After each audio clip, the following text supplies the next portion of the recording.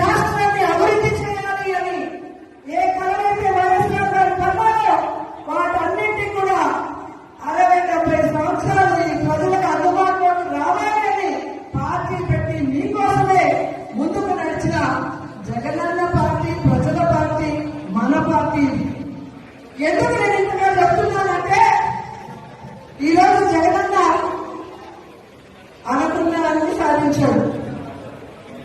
ఆయన business man గా successful, ఆయన ఫ్యామిలీ మ్యాన్ గా సక్సెస్ఫుల్, ఆయన సీఎం గా సక్సెస్ఫుల్. ఇంకేమవసరం ఉంది?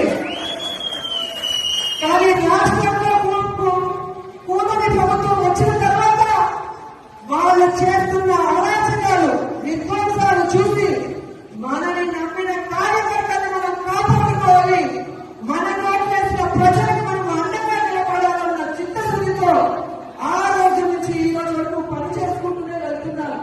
అలాంటి వ్యక్తి కోసం మనం పనిచేయడం ఉంటాం. మరి ఎవడో కేసు పెడతాడని ఒకడు, ఎవడో జైల్లో పెడతాడని ఒకడు, ఒకడు ఉద్యోగం తీసేస్తాడని ఒకడు ఇలా భయపెడుతూ మనల్ని ఇంట్లో కూర్చోబెట్టాలనుకుంటున్నా కూటమి ప్రభుత్వానికి మనం చెప్పాల్సింది ఒకటే, నువ్వు కేసు పెడతావా పెట్టా, జైల్లో పెట్టా,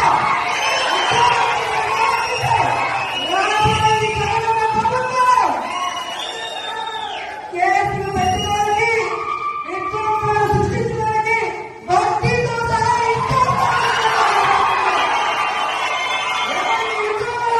వాళ్ళందరికీ కూడా గుడ్ బుక్ లో పేర్లు వేసి వాళ్ళకు ఉద్యోగాలు వస్తాయి.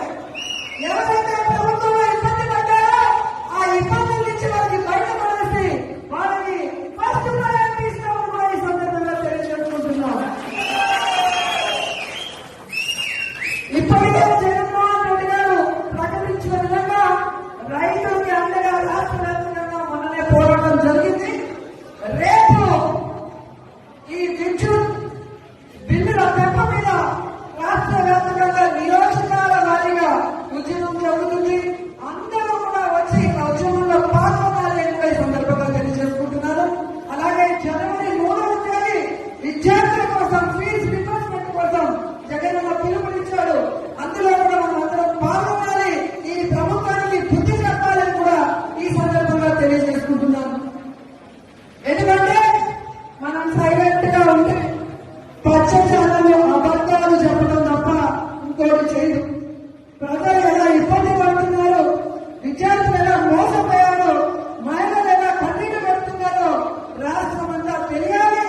ఒక ఉద్యమంగా ఈ కూటమి ప్రభుత్వాన్ని ముంచివేయాలని కూడా ఈ సందర్భంగా తెలియజేస్తున్నారు. ఈరోజు